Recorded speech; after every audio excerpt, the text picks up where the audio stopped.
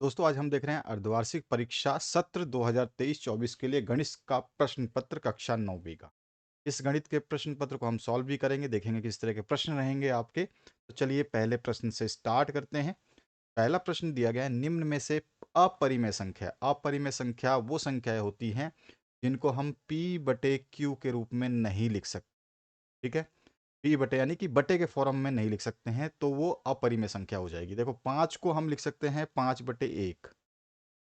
ठीक है, इसी तरह से 25 को अगर अंडर रूट से बाहर निकाले तो 25 का अंडर रूट 5 होता है, आपको पता ही है। तो भी हम लिख सकते हैं 5/1। 3 का अंडर रूट निकलेगा नहीं, तो यहाँ पर 3 का जब अंडर रूट ही नहीं निकलेगा तो अंडर रूट वाली संख्या को बटे 1 नहीं लिख सकते। तो हमारा जो आंसर हो जाएगा 100 ऑप्शन करेक्ट हो जाएगा कि भैया अपरिमेय संख्या जो है वो तीसरा ऑप्शन अंडर रूट 3 है। ठीक है, समझ में आ गया। जिसको हम बटे के फॉर्म में नहीं लिख सकते, बटे के रूप में नहीं लिख सकते, वही जो है आपकी अपरिमेय संख्या होती है। जिसको बटे के रूप में हम लिख देंगे वो सारी की सारी परिमेय संख्या होती है। तो यहाँ पर इसको बटे के रूप में लिख सकते हैं, 5/1 बराबर 5 ही होता है। तो ये आपकी परिमेय संख्या हो गई।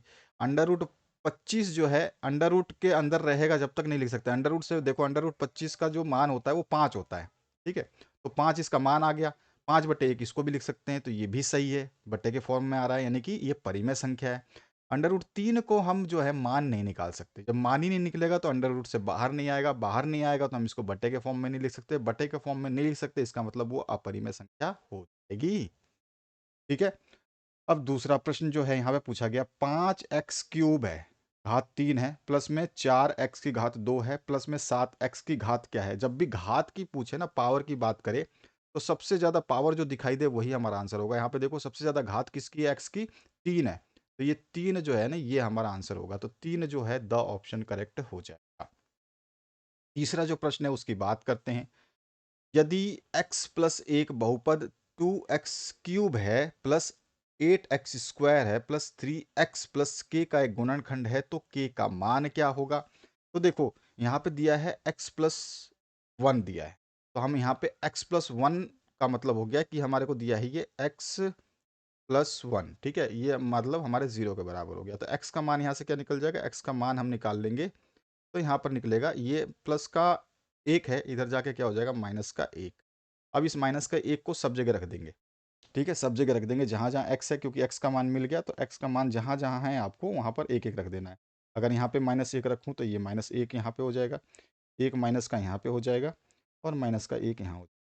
अब बोल रहा है x का यहाँ पे q है, तो x का मान तो हमने रख दिया, तो इसका q है, इसका आपका स्क्वायर है, और इसका आपका पावर 1 है, तो लिखने की ज़रूरत नहीं है। यानी कि 2 गुणा में -1 का क्यूब, -1 का क्यूब क्या होता है, माइनस ही होता है, -1, यानी कि -1 गुणा -1 गुणा -1। क्यू का मतलब क्या हो गया, 3 बार गुणा, तो आंसर क्या आएगा, -1। अब अगर -1 आंसर आ रहा है तो -1 गुणा में 2 कितना हो जाएगा, -2। ठीक है, प्लस का साइन है, प्लस लगा दिया। यहाँ पर फिर 8 गुणा में -1 का स्क्वायर, यानी कि -1 गुणा में -1, ये होता है 1 के बराबर, तो 1 गुणा में 8, तो ये प्लस का 8 हो गया। फिर प्लस का 3x है, और x की का क्या मान है, -1, तो 3 गुणा में -1 कितना होता है, माइनस का 3, और यहाँ पे प्लस के है, प्लस के बराबर 0। अब यहाँ पे देखेंगे तो ये -2 है, ये -3 है। हमारे को क्या दे रहा है, -2 और -3 कितना हो गया, -5, और प्लस का 8 है ही हमारे पास। इसका मतलब हो गया ये 0 के बराबर है। ठीक है, इसी संख्या को, यहाँ पे जगह नहीं है इसलिए मैं पूरा डिटेल में नहीं बता रहा हूँ, आपको बता रहा हूँ कैसे करना है। अब यहाँ पे -5 है उधर, इसमें से -5 अगर आप, अच्छा प्लस में के भी है, प्लस के लिख लेना आपने, क्योंकि हमें के का मान निकालना है। तो यहाँ पे प्लस के भी है, बराबर 0। अब हमारे पास ये कितना हो गया, -5 है, यहाँ पे ध्यान रखना है, और प्लस का 8 है, तो यहाँ पे हमारे पास कितना आ जाएगा, ये -5 घटा दोगे तो प्लस का 3 बचेगा, प्लस में के है ही, बराबर 0 है। के का मान क्या आ जाएगा, के बराबर क्या आ जाएगा, ये प्लस का 3 है, उधर जाएगा तो -3 हो जाएगा। अब यहाँ पे ऑप्शन देखिए कौन सा सही है, -3, ऑप्शन जो है सही है। ठीक है, हमने क्या करा, x का मान रखा इस समीकरण में, x का मान रखते ही k का मान निकल जाए। अब आगे बढ़ते हैं, बिंदु -2 और 3 किस चतुर्थांश में स्थित हैं। बिंदु माइनस, देखो ये होता है पहला वाला x, और दूसरा वाला होता है हमेशा डब्बे के अंदर y। ये ध्यान रखना है आपको। चतुर्थांश का मतलब हो गया कि कोऑर्डिनेट सिस्टम आपका इस तरह से बनता है। इसमें देखिए यहाँ पर जो है दोनों वैल्यू प्लस प्लस होती है, एक्स का मान भी प्लस होगा और वाई भी प्लस होता है। इधर जब आते हैं इस साइड में तो यहाँ पर जो है एक्स जो है वो माइनस हो जाता है, वाई जो है वो प्लस ही रहता है। तो यहाँ पे देखिए, यहाँ पे डबल प्लस, यहाँ पे डबल माइनस। क्रॉस में अगर देखें ना कोने कोने से, तो इस तरह से कोने में जाओगे तो इधर प्लस प्लस है तो इधर माइनस माइनस होगा, ये तो ध्यान रखना है। और इसी तरह से तो यहाँ पे हो गया माइनस का एक्स और यहाँ पे प्लस का वाई, यानी कि एक्स का मान यहाँ पे माइनस रहेगा, यहाँ पे वाई प्लस रहेगा इस डब्बे में। नीचे वाले डब्बे में क्या होगा, यहाँ पर देखिए, यहाँ पे माइनस का एक्स भी होगा और माइनस का वाई भी होगा। तो यहाँ पे एक्स का मान भी माइनस में आएगा, यहाँ पे वाई का मान भी माइनस में आएगा। यहाँ पर जो होता है ना, यहाँ पर जो है ये प्लस का एक्स होता है इस डब्बे में और माइनस का वाई होता है। अब देखिए आमने सामने डब्बों में ध्यान देना, आपको बस यही चीज़ समझनी है कि यहाँ पे क्या बोला जाए। यहाँ पे देख रहे हो यहाँ पर दोनों प्लस है, ठीक है, और इधर देखो ये दोनों माइनस है। इस तरह से देखो, इधर जो प्लस है उधर ये माइनस हो गया और जो इधर प्लस है वो इधर माइनस। तो अपोजिट होते हैं कोने कोने में, ये ध्यान रखना है, बाकी कुछ नहीं है। अब देखो कहाँ पर, इसमें देखो एक्स का मान दे रहा है पहले कि एक्स जो है ये माइनस में है और वाई जो है ये प्लस में है, ठीक है ना, क्योंकि एक्स का मान -2 है और वाई का मान +3 है। तो -2 और +3 यानी कि माइनस और प्लस कहाँ पे आ रहा है ये देखिए, ध्यान से बस ये देखना है माइनस और प्लस कहाँ पे आ रहा है। तो हमारे को दिख रहा है एक्स माइनस यहाँ पे है और प्लस भी यहाँ पर है, बाकी और कहीं भी नहीं मिलेगा एक्स माइनस और प्लस, ऐसा कोई भी चिन्ह एक जैसा नहीं मिलेगा। का मतलब ये द्वितीय चतुर्थांश में है, ये पहला चतुर्थांश होता है, ये द्वितीय होता है, ठीक है, ये तृतीय होता है और ये चतुर्थ। आपको सभी को पता होना चाहिए। आगे जो है बिंदु 3,4 वाई अक्ष से दूरी होगी, 3 और 4 की वाई अक्ष से दूरी। अभी अभी हमने देखा कि ये होता है आपका कोऑर्डिनेट सिस्टम में, ये एक्स अक्ष होता है, ये वाई अक्ष अक्ष होता है। ये 3 और 4 है, यानी कि ये एक्स का मान इसमें भी पॉजिटिव है, इसमें भी पॉजिटिव है, ये भी प्लस का दिया हुआ है, ये भी प्लस का दिया हुआ है। 3 प्लस का है, 4 प्लस का है। पहला मान होता है एक्स का, दूसरा मान होता है वाई का। तो एक्स प्लस वाई मतलब एक्स प्लस का वाई प्लस का किस में आते हैं, अभी देखा हमने पहले में, यानी कि 3 और 4 कहीं यहाँ पर आएंगे, 3,4, ठीक है। अब 3 कौन सा मान है, एक्स का। एक्स वाली बिंदु किस पे चलते हैं हम, इस वाली लाइन पे। वाई वाली बिंदु किस पे चलते हैं हम, इस वाली पे। तो 3 प्लस का, मैंने बताया है कि प्लस का एक्स जो है इस लाइन पे होता है, यहाँ पे देखो प्लस का लाइन इधर होगा। तो यहाँ पे कहीं 3.1 2 और 3, यहाँ पे एक्स का मान आ गया। वाई का मान कितना आ गया, 4, 1 2 3 4, कहीं 4 आएगा, ठीक है। ये पूछ रहा है एक्स अक्ष से दूरी कितनी होगी इसकी। एक्स अक्ष कौन सा है, ये वाला, ठीक है, ये वाला एक्स अक्ष है। अब इससे इस बिंदु की दूरी कितनी है, तो 4 है। अगर एक्स, देखो सॉरी, वाई अक्ष से दूरी कितनी होगी, इस वाई अक्ष से इसकी दूरी कितनी होगी, तो 3 होगी। जब वाई से पूछेगा तो हमारा आंसर आएगा एक्स का मान, ठीक है। और अगर हमारे से एक्स का पूछता तो हमारे पास आंसर आता वाई का मान।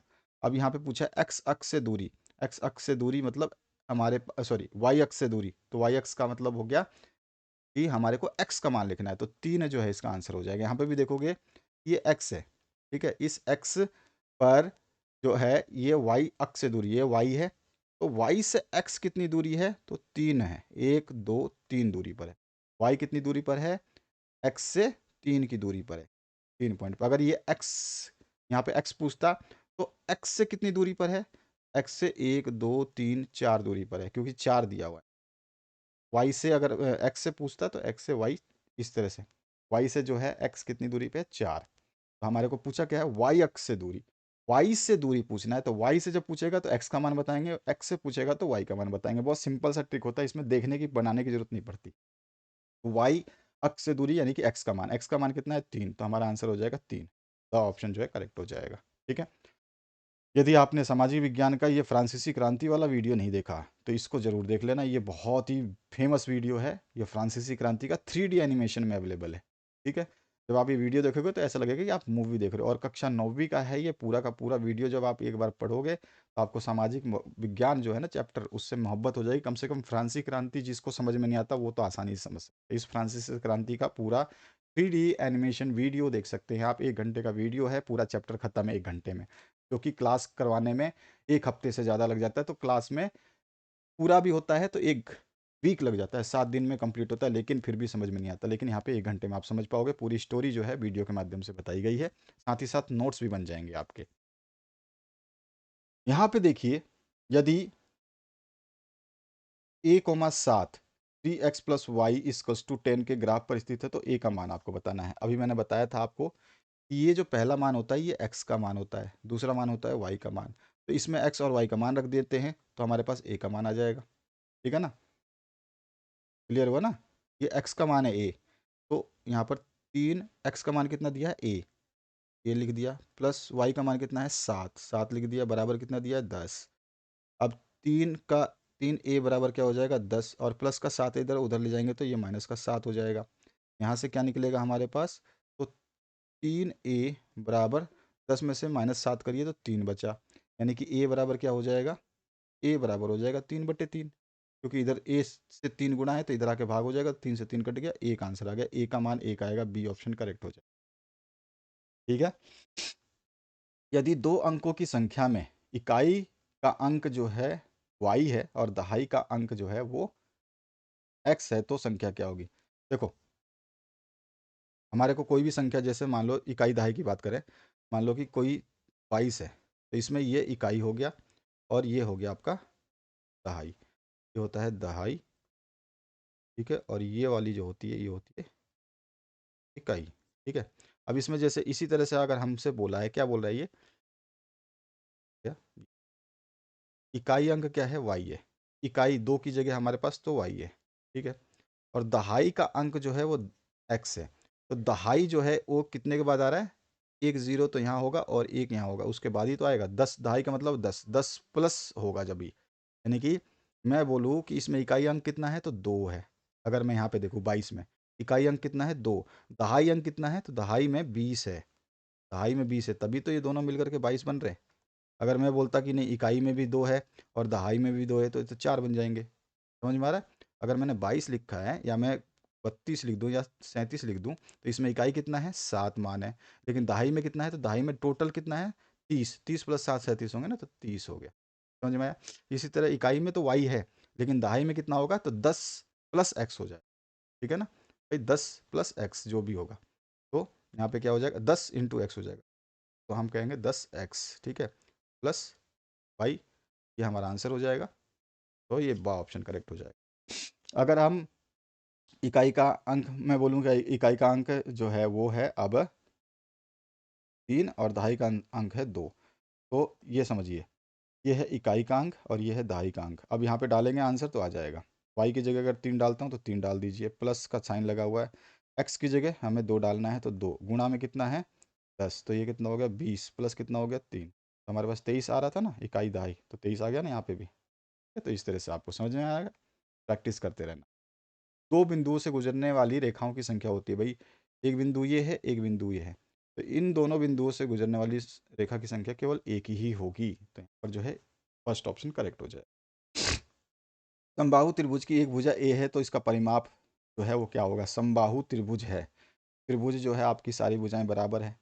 ठीक है, ये भी ए है, ये भी ए है, ये भी ए है, तीनों का जब जोड़ होगा तो परिमाप क्या होता है, बाहरी जो लंबाई होती है उसका जोड़, ये ए प्लस ये ए प्लस ये ए, 3a, तो हमारे पास आंसर आ गया ए ऑप्शन 3a। 5 सेंटीमीटर त्रिज्या वाले अर्धगोले का संपूर्ण पृष्ठ होगा। अब यहाँ पे 5 सेंटीमीटर त्रिज्या वाले अर्धगोले का संपूर्ण पृष्ठ पूछा गया आपसे, तो यहाँ पर कुछ भी नहीं है, सिंपल सा है। आपका जो है अर्धगोले का संपूर्ण पृष्ठ का क्षेत्रफल आपको पता होना चाहिए, वो होता है आपका 3πr², 3πr²। अब यहाँ पर हमारे पास जो दे रखा है, आर का मान कितना दे रखा है 5, 3 गुणा में पाई, क्योंकि पाई के रूप में हमें मान निकालना है, आर का 5, 5 क्योंकि आर स्क्वायर है, तो 5 5 25 या 75 पाई, ये ऑप्शन करेक्ट हो जाए। निम्नलिखित में रिक्त स्थानों की पूर्ति कीजिए जब घनाभ की लंबाई, ये घनाभ है कोई,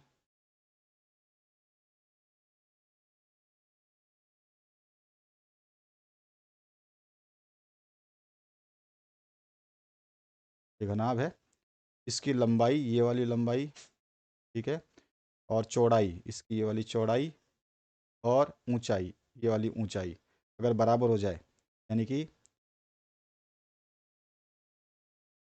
लंबाई, ऊंचाई, चौड़ाई सब बराबर हो जाए, अब ये सब बराबर हो गया। अब ये क्या लग रहा है आपको? ये घन लग रहा है। घन से क्या बन गया? घनाभ बन जाएगा। यहाँ पे घनाभ से क्या बन जाएगा? घन बन जाएगा। तो यहाँ पे घन जो है इसका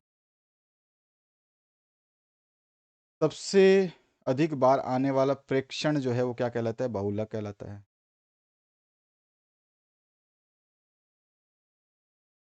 किसी भी घटना के घटित होने की प्रायिकता 0 और 1 के बीच होती है। 0 कम से कम 0 होगी और ज़्यादा से ज़्यादा 1 होगी। 1 से ज़्यादा होगी तो प्रायिकता नहीं होगी, और 0 से कम होगी तो प्रायिकता नहीं होगी। 0 से कम मतलब नेगेटिव हो जाएगी। तो नेगेटिव नहीं होनी चाहिए, कभी भी प्रायिकता नेगेटिव नहीं होगी और 1 से अधिक नहीं होगी। 0 पी ए 0 हो तो x minus A P x का क्या हो जाएगा? तो भैया x minus A P x का एक गुणनखंड होता है। गुणनखंड।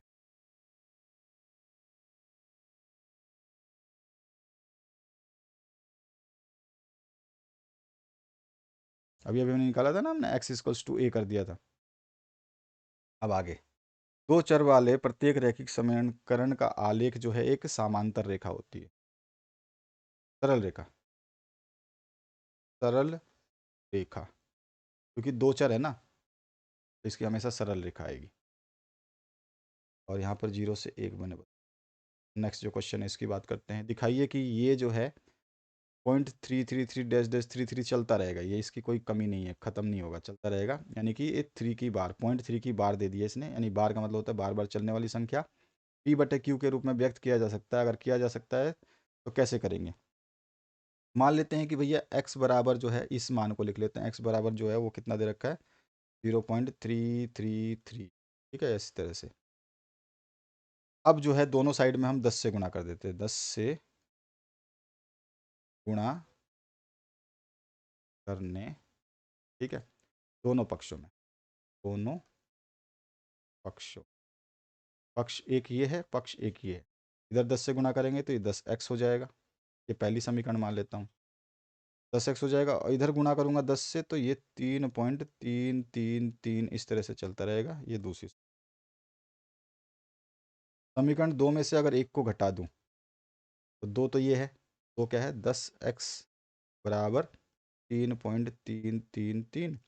और नीचे ऊपर वाला समीकरण एक क्या है? दो में से एक को घटाने पे, दो में से एक को घटाने पर एक क्या है? x बराबर 333 और पॉइंट आगे लगा हुआ है 0। ठीक है, आ देते हैं। यहाँ से घटाओगे तो 3 3 3 3 सब खत्म हो जाएगा, बचेगा क्या? केवल 3। बराबर क्या हो जाएगा यहाँ पे? 10x में से एक x गया तो, यानी कि x बराबर 3/9, 3 एकम 3, और x बराबर कितना आ गया? 1/3। यानी कि हम इसको व्यक्त करेंगे तो 1/3 आएगा। आप भाग दोगे तो यही आएगा बार बार। ठीक है, हर का परिमेयकरण करना है इसमें।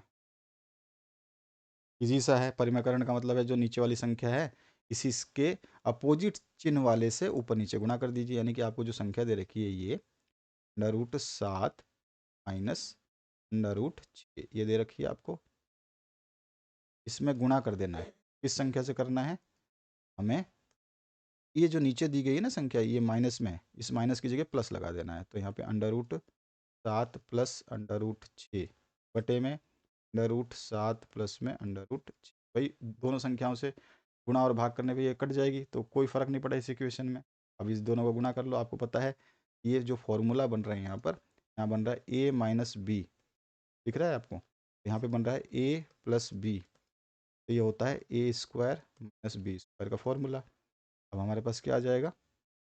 ऊपर तो रहेगा एक गुणा में ये वाला √7 प्लस में √6, तो एक गुणा करोगे तो 7, ये तो आ गया। नीचे में क्या हो जाएगा? ए स्क्वायर, ए क्या है यहाँ पे? 7 है, तो √7 का स्क्वायर प्लस में अंडर रूट 6 का स्क्वायर। स्क्वायर हटाओगे तो अंडर रूट हट जाएगा, ठीक है। ऊपर क्या बचेगा, under root 7 plus under root 6 बटे में 7 प्लस में 6, 6 6 12 1 13, तो बटे में 13 आ जाएगा, ठीक है। 7 प्लस में 6 बटे में, ये इसका, सॉरी प्लस का नहीं है माइनस का है, माइनस। अभी देखो माइनस लगा हुआ है ना, मैंने सब जगह प्लस कर दिया, यहाँ पे माइनस लगा दीजिए, यहाँ पे माइनस कर दीजिए, तो यहाँ पे क्या आ जाएगा, 13 नहीं आएगा, यहाँ पे क्या आ जाएगा, 7 माइनस 6 बराबर 1, यानी कि मान क्या आ गया, अंडर रूट 7 प्लस रूट 6, ठीक है। ध्यान रहेगा ना, यहाँ पे हमने फॉर्मूले में माइनस लिया है ना, क्योंकि ये और ये एक जैसे हैं, तो ए स्क्वायर हो गया, और ये एक जैसे हैं तो बी स्क्वायर हो गया, लेकिन माइनस वाला जब प्लस माइनस होता है तो माइनस आ जाता है। ये वाला फॉर्मूला आपको याद होगा, ए माइनस बी गुणा ए प्लस बी बराबर होता है ए स्क्वायर माइनस बी। यही हमें यहाँ पे पुट करना था, बस हमारा आंसर आ जाए। अगला जो क्वेश्चन है, X Q minus A X square plus 6 X minus A equals to X minus को जो है एक्स माइनस ए से भाग देने पर शेषफल। तो यहाँ पे भी क्या करना, अभी मैंने बताया था, इस तरह का क्वेश्चन में क्या करना, एक्स का मान निकाल लेना। एक्स माइनस ए बराबर 0 मान लेंगे, तो एक्स बराबर क्या आ जाएगा, माइनस का ए है, उधर जाके क्या हो जाएगा, प्लस का ए। एक्स का मान ए है, अब सभी जगह एक्स का मान ए कर दो, यहाँ पे क्यू कर दो, ठीक है, और माइनस का ए और गुणा में स्क्वायर प्लस ए गुणा ए, तो फिर से ए बराबर 0। अब इसको आप जो है कर लो, कितना आ जाएगा, एक्स क्यूब है, और ये भी आपका एक्स क्यूब हो जाएगा, तो एक्स क्यूब से तो ये एक्स क्यूब खत्म हो जाएगा। यहाँ बच्चा आपका 6 ए माइनस ए, 5 ए, 5 ए शेषफल होगा, ठीक है। अब आगे, उस त्रिभुज का क्षेत्रफल क्या दीजिए जिसकी दो भुजाएं दे रखी है आपको, और उसका परिमाप दे रखा है। कुछ नहीं करना है, दो भुजाएं दे रखी है आपको,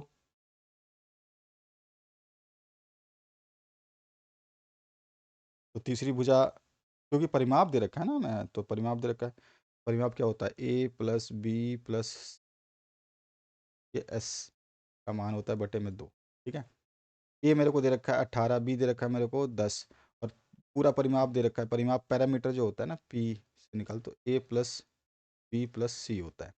पी मेरे को दे रखा है, पी का मतलब परिमाप, पैरीमीटर जिसको बोलते हैं, ये 42 दे रखा है, बराबर ए कितना है, 18 है, बी कितना है, 10 है, सी मुझे पता नहीं है क्योंकि तीसरी भुजा दे नहीं रखी है।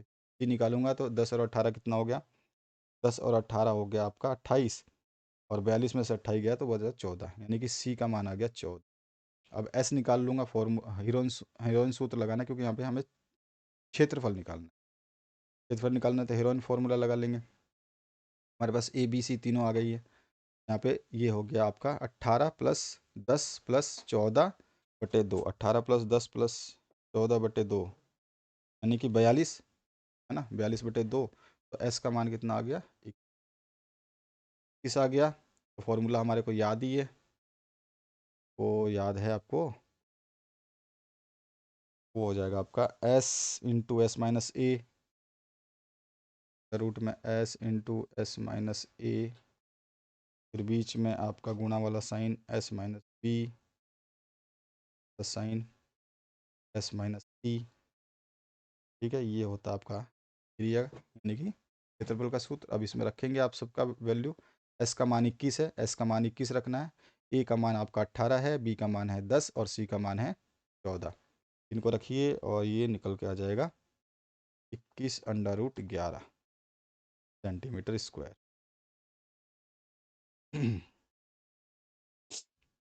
अगला जो है प्रश्न, इसमें बोला 14 सेंटीमीटर त्रिज्या वाले गोले का पृष्ठीय क्षेत्रफल निकालना है। गोले का जो पृष्ठीय क्षेत्रफल होता है उसका सूत्र होता है 4πr²। तो यहाँ पर जो है आपको 14 सेंटीमीटर त्रिज्या रख देनी है, तो 4 और पाई आपका हो जाएगा 22/7, और r² है आपका 14 गुणा में 14, 7×2 = 14, 22 × 2 = 44, 44 गुणा 4, और 44 गुणा 4 गुणा 14, 4 गुणा में 22 गुणा 2 गुणा 14, ये हो जाता है 22 44 88। 4 दूनी 8, 4 दूनी 8, 88 इंटू 14 दूनी 28, कितना हो जाएगा ये? 28 64, और फिर से 28 64, 6 24, 6 24, ये आ जाएगा इसका आंसर, वो भी सेंटीमीटर स्क्वायर। 20 विद्यार्थियों द्वारा 10 में से प्राप्त दिए गए अंकों का बहुलक ज्ञात करना है। बहुलक का मतलब हो गया कि इसको आप बढ़ते क्रम में लगाइए। ठीक है, पहले छोटी संख्या, फिर बड़ी संख्या, फिर बड़ी संख्या, इस तरह से आप लगाइए। सबसे ज़्यादा जो संख्या आएगी वही बहुलक होगा। मेरे को यहाँ पे 9 सबसे ज़्यादा दिखाई दे रहा है, उसके अलावा कोई शायद संख्या यहाँ पे दिखाई नहीं देगी ज़्यादा। तो जिस संख्या का मान सबसे बार आया है, बार बार आया है, वही संख्या आपकी बहुलक होगी। तो मेरे हिसाब से यहाँ पे 9 बहुलक होना चाहिए, चेक कर लीजिए। अब यहाँ पे एक क्वेश्चन दिया गया है आपसे। एक क्रिकेट मैच में एक महिला बल्लेबाज खेलती है और वो 30 गेंदों में 6 बार चौका मारती है। चौका ना मारने की प्रायिकता आपको बतानी है। 30 गेंद, 30 गेंद है, उसमें से 6 बार चौका मारती है, यानी कि प्रायिकता जो प्रोबेबिलिटी होती है उसको हम ज्ञात करने का सूत्र क्या होता है? संभावित परिणाम बटे में कुल परिणाम। हमारे को संभावित कितनी बार मारती है? 6 बार, तो 6 बटे में कुल कितना है? 30 बॉल है, क्या आ गया? 3 दूनी 6, 2/15।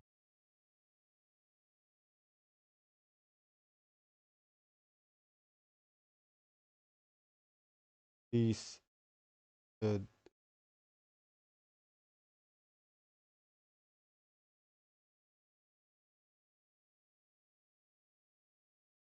3 आएगा। 3 एकम 3 और 1/5, या 6 पंजे 30, 6 एकम 6, 6 पंजे 30, 1/5 आ गया आपका संभावित परिणामों की। अब ये बोल रहा है कि जो नहीं मारेगी वो कितना होगा? तो ना मारने की प्रायिकता, भाई टोटल प्रायिकता 1 होती है हमेशा। मैंने अभी आपको बताया था कि प्रायिकता 1 से ज़्यादा नहीं हो सकती। तो 1 में से 1/5 जो ये मार चुकी है इसको हटा देते हैं। यहाँ पे कितना आ जाएगा? 5 - 1/5, तो ये कितना आ जाता है आंसर आपका? 1 - 1, ये आ जाता है 4/5। ना मारने की प्रायिकता कितनी हो जाएगी? 4/5। इसके बाद जो है नेक्स्ट क्वेश्चन है, यहाँ पर गुणनखंड करना है। यहाँ पर गुणनखंड करने के लिए बीच वाली संख्या को तोड़ दीजिए। तो यहाँ पर आपका ये आ जाता है 12x² -7x+1। बाहर वाली संख्याओं को गुणा करते हैं, जितना आएगा उतने बीच वाले को तोड़ देते हैं। 12 इधर है, 1 इधर है, तो 12 कम 12, 12 ही आना चाहिए हमारे पास। 12 आना चाहिए बीच वाले को तोड़ने पे।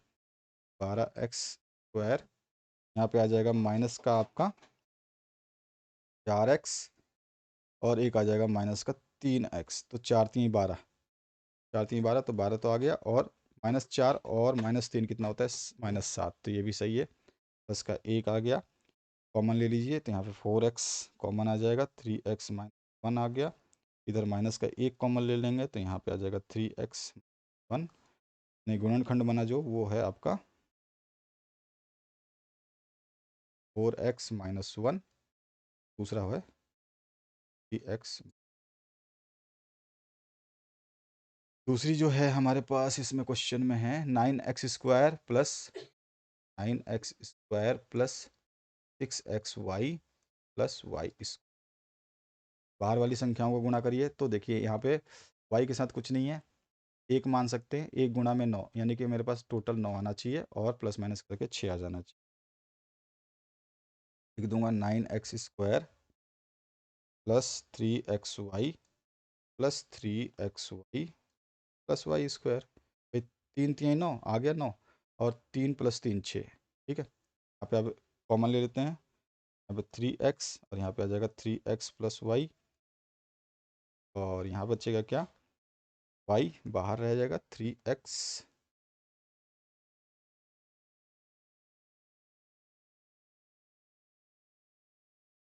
+ y। अभी आ गया 3x प्लस वाई एक गुणनखंड और 3x प्लस वाई दूसरा। या फिर हम कह सकते हैं 3x प्लस वाई का ये भी गुणनखंड। चाहे आपकी मर्जी, क्योंकि दोनों एक बार आए हैं, साथ साथ आए हैं। ये भी एक बार है, एक बार ये भी है, तो दोनों गुणा करोगे तो स्क्वायर हो जाता है। यहाँ पर आकृति में एक्स और वाई का मान निकालना है। बहुत सिंपल सा है। एक्स और वाई का मान निकालने में करना क्या है आपको, और कुछ यहाँ पर कुछ और क्वेश्चन। यहाँ पे इसको X plus Y plus Z equals to 0 हो तो सिद्ध करना है कि ये इसका है। हमारे को दिया क्या गया है, हमारे को दिया गया है 3x³ और बराबर ये है। चलो इसको लिख लेते हैं। यहाँ पे हमारे को दिया है x³ plus y³ plus z³ तो माइनस,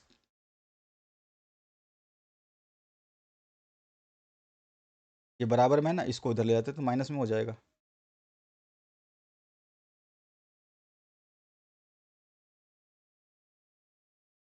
माइनस में 3xz।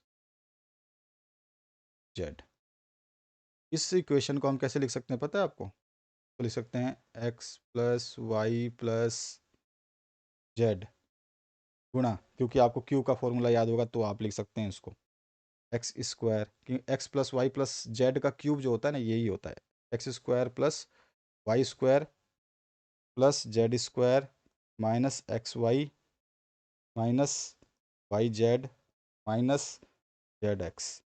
ये इसको हम इस तरह से लिख सकते हैं। हमारे को क्वेश्चन में दिया गया है कि X plus Y plus Z बराबर 0 है। देख रहे हो आप, X plus Y plus Z बराबर 0 है।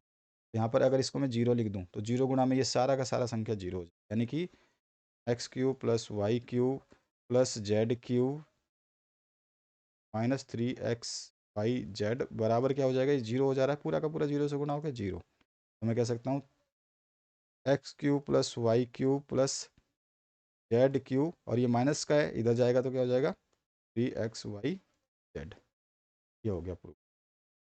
यहाँ पर देख सकते हैं बहुत ही सिंपल सा क्वेश्चन है। एक और क्वेश्चन ऊपर और रह गया। इन कार्तीय तल में किसी बिंदु की स्थिति निर्धारित करने वाली क्षैतिज और ऊर्ध्वाधर रेखा के क्या नाम है? तो ये हमारी ऐसे होते हैं, ये एक्स अक्ष होता है, ये वाई अक्ष होता है। हम बोलेंगे क्षैतिज जो है वो एक्स अक्ष है, ऊर्ध्वाधर यानी खड़ी जो है वो वाई अक्ष है। अक्ष। इन दोनों रेखाओं से बने तल के प्रत्येक भाग का नाम लिखना है। तो भैया ये पहला चतुर्थांश, ये द्वितीय चतुर्थांश, ये तृतीय चतुर्थांश और ये चतुर्थ चतुर्थांश, नहीं first quadrant, second quadrant, third quadrant, fourth quadrant, उन सभी भागों के नाम लिख देते। उस बिंदु का नाम बताइए जहां ये दोनों रेखाएं प्रतिच्छेद करती हैं। तो ये रेखा वाई है और ये रेखा एक्स है, ठीक है। और ये जहां प्रतिच्छेद करती है तो ये होता है आपका मूल बिंदु, सही है ना। मूल बिंदु के निर्देशांक क्या होते हैं, 0 0। आपसे पूछता है कभी कभी हमसे। इसमें हमको मान बताना है एक्स और वाई का, कोई दिक्कत नहीं है। देखो हमें पता है कि ये वाली जो 50 और एक्स, ये वाली जो पूरी लाइन होती है ना, ये कितनी होती है 180 डिग्री। क्यों होती है, क्यों होती है बताओ? क्योंकि ये रेखिक युग्म है। क्या है ये, रेखिक युग्म। तो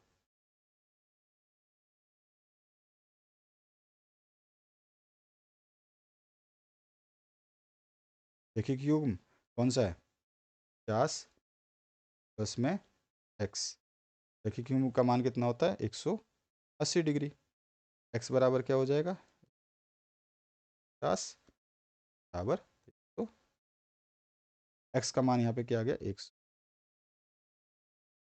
अच्छा, अब यहाँ पे ये एक्स और ये वाई देख रहे हो आप, एक्स और ये वाई। अच्छा चलो पहले ये देखते हैं, इधर वाई है इधर एक्स है। जब क्रॉस वाले जो होते हैं ना एंगल, जो क्रॉस वाले एंगल होते हैं ये क्या होते हैं हमारे शीर्षाभिमुख कोण। शीर्षाभिमुख कोण तो हम क्या कर सकते हैं, वाई बराबर 130 होगा। क्यों, क्योंकि ये शीर्षाभिमुख।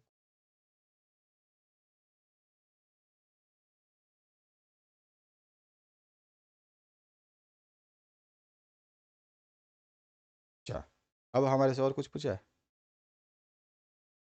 एक्स और वाई। तो इसमें ये पूछा है कि दर्शाना है कि भाई ए बी पैरेलल है सी डी के, तो क्यों है, तो हम बोल सकते हैं कि एक्स और वाई जो है कौन से कोण है, एकांतर कोण है। और एकांतर कोण क्या होंगे, बराबर होंगे, तो दोनों लाइनें क्या होंगी, समानांतर होंगी। तो एक्स और वाई एकांतर कोण है, जहाँ एक्स का मान हमने निकाला 130 डिग्री और वाई का मान हमने अभी अभी निकाला 130 डिग्री, अर्थात एक्स बराबर वाई हैं। अतः A B parallel to C D है। ठीक है, अब और कोई क्वेश्चन बचा ऊपर, नहीं, ये बचा है। ए बी सी में एंगल ए समद्विभाजक ए डी पर, यहाँ पर जो चित्र दिया है इसकी बात कर रहा है, ए डी पर समद्विभाजक है ये बी सी, और ये लंब है बी सी पे, ये लंब है 90 डिग्री बना रहे हैं यहाँ पे, 90 डिग्री का कोण दिया गया। सिद्ध करना है कि ए बी बराबर ए सी है और त्रिभुज ए बी सी समद्विबाहु है। ये परिमेय है, आपका परिमेय से कर दोगे। एक समानांतर समचतुर्भुजाकार खेत में 8 गायों को चराने के लिए घास है। यदि समचतुर्भुज की प्रत्येक भुजा 30 मीटर है और बड़ा विकर्ण 48 मीटर है, तो प्रत्येक गाय को चराने के लिए इस घास के खेत का कितना क्षेत्रफल प्राप्त होगा। अगर इसका चित्र बनाए तो कैसा बनेगा, तो देखो चित्र समझ लो, समचतुर्भुज का चित्र,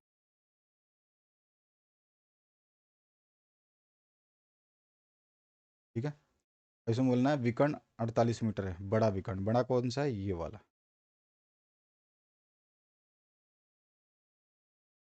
ये है आपका 48 मीटर। प्रत्येक भुजा जो है इसमें बोल रखी है कि 30 30 है मीटर, ये 30 मीटर।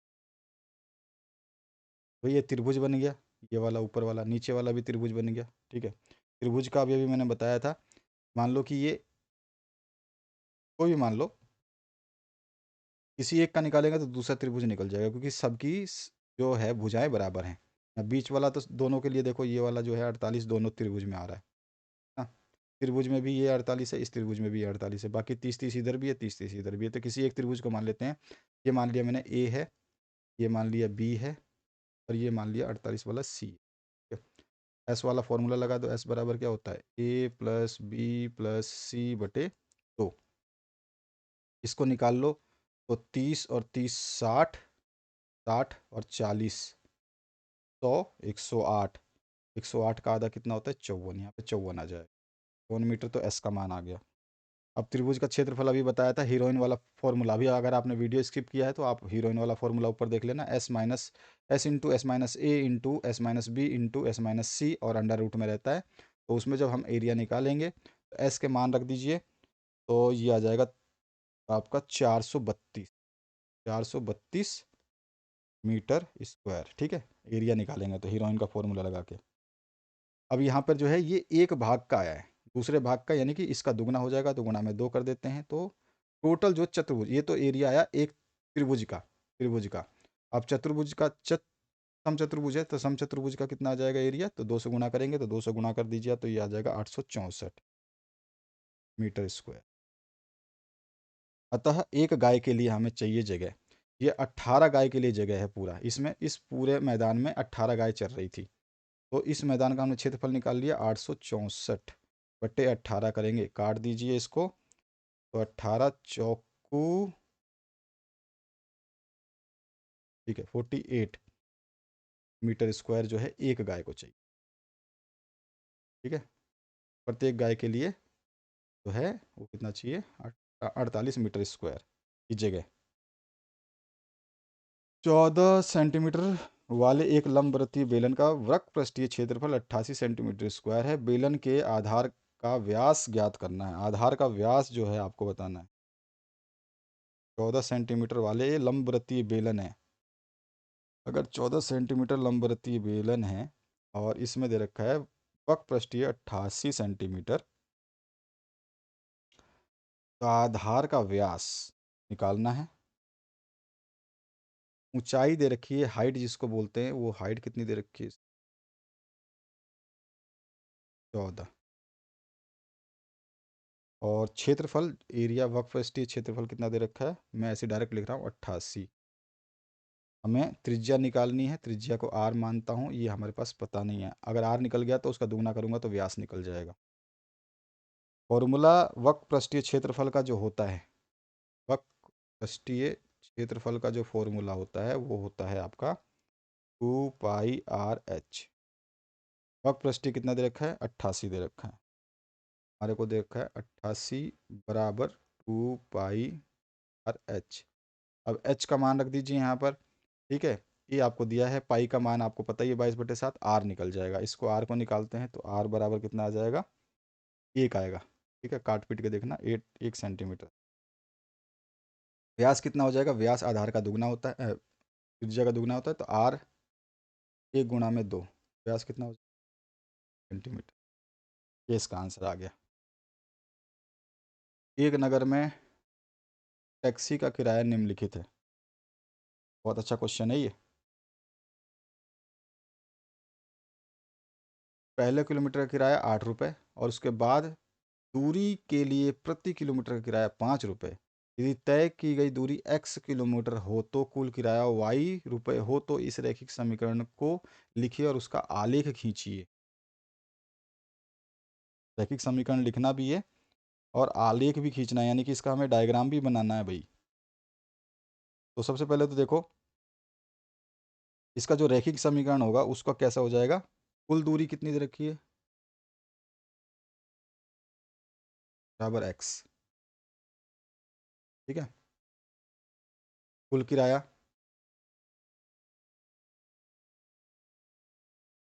y। प्रथम किलोमीटर का किराया कितना है? 8 रुपये।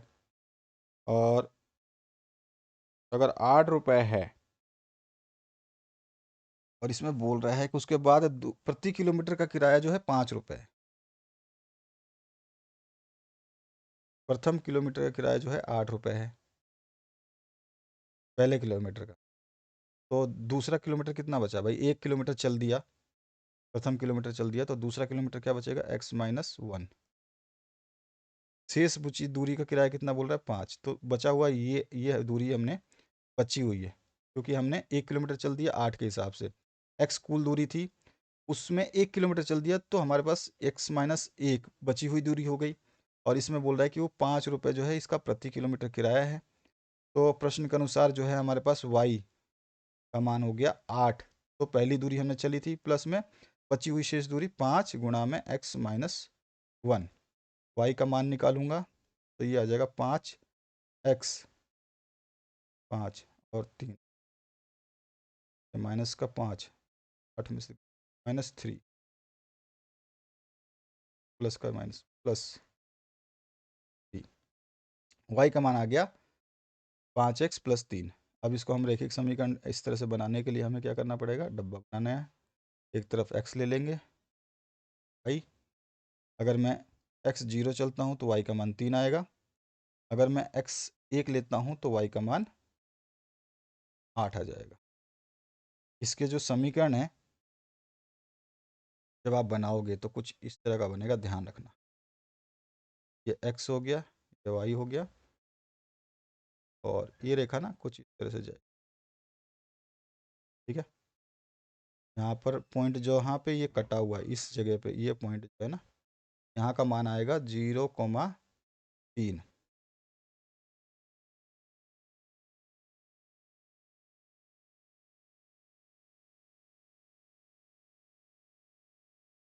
और एक आएगा 1,8। थोड़ा सा ऊपर जाओगे तो इस पॉइंट का मान तो आया 0,3। मैं इधर लिख देता हूँ क्योंकि यहाँ पे 2 मान आएंगे, 2 मान हमें लिखना है।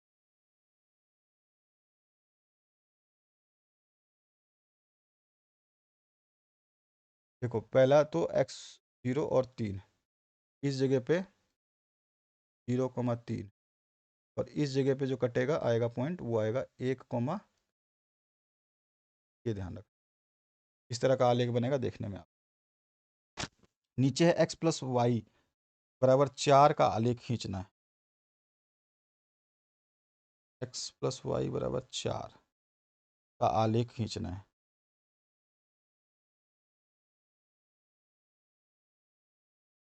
खींच सकते हैं, इसमें क्या है, देखो कैसे खींच सकते हैं।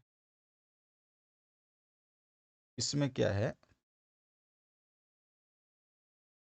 इसका आलेख खींचना है तो x का मान एक बार डब्बे में ले लेते हैं, x और y 2 डब्बे बना लो।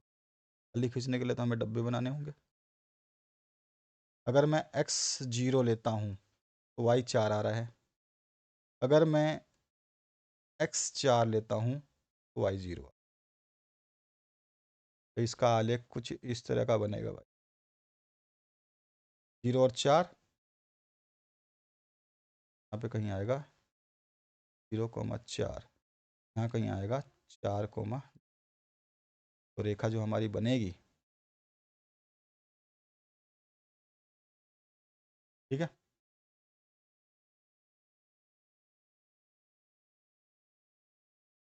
अब इसमें और भी है क्वेश्चन है। खुले मैदान में 10 लंबी एक दीवार का निर्माण किया जाना था। दीवार की ऊंचाई 4 मीटर है और उसकी मोटाई जो 24 मीटर है। ऊंचाई दे रखी है, मोटाई दे रखी है। दीवार को जो है इतने गुणा इतने में विमाओं में ईंट, अच्छा इस ईंट से बनाई जाती है तो उसमें कितने ईंटों की आवश्यकता होगी, ये आपको बताना है। ईंटों की आवश्यकता कितनी होगी हमें यही बताना है बस। सबसे पहले तो हमारे को बताना पड़ेगा कि भैया ये जो 10 मीटर लंबी दीवार का निर्माण कर रहे हैं, ये अगर घनाभ है कि घन है ये हमें पता नहीं चलेगा तो हम इसका आंसर नहीं दे सकते, राइट ना। तो इसमें फॉर्मूला लगा देंगे और बिल्कुल सही आंसर है। तो इसका आंसर जो मैं बता देता हूँ आपको, नोट कर लीजिए। इसको कर लेना है आपको शांति से, टेंशन फ्री हो। इसमें देखिए 4 मीटर की ऊंचाई है, 24 मोटाई है, 24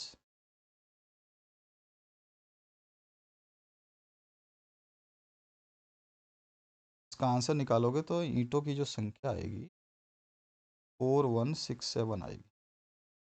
4167 नीचे है, ठीक है। इसको आप चेक कर लेना। अब आगे जो क्वेश्चन है, विधानसभा चुनाव हैं उसमें राजनीतिक पार्टियों द्वारा सीटों के परिणाम हैं।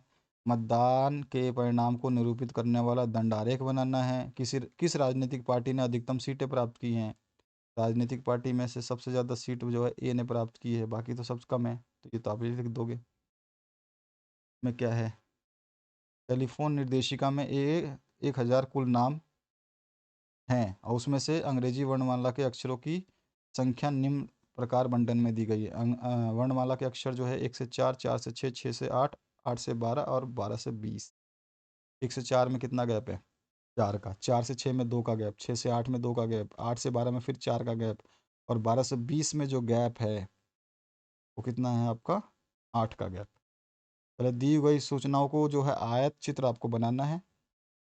अंतराल में बताया गया जिसमें अधिकतम संख्या में कुल नाम है, वो अंतराल बताना है। गणित की परीक्षा में 15 विद्यार्थी 100 में से अंक प्राप्त करने वाले ये हैं। इसका माध्य, माध्यक और बहुलक तीनों चीज़ें निकालनी है भाई। फैक्ट्री में 60 कर्मचारियों का मध्य वेतन ज्ञात करना है। ये सारे क्वेश्चन तो मैंने करा दिए, आलेख वाले है ना, नीचे वाले तो करवा दिए हैं। तो इस तरह से आपका ये जो है अब वीडियो ख़त्म होता है। अब इसको चेक कर लेना और बाकी सारे पेपर्स आप देख लेना। सामाजिक विज्ञान का करा दिया है मैंने, संस्कृत का करा दिया है, और उसके अलावा आप गणित का देख रहे हैं। बाकी विषय जल्दी ही आपके पास आ जाएंगे। Thank you very much, have a good day.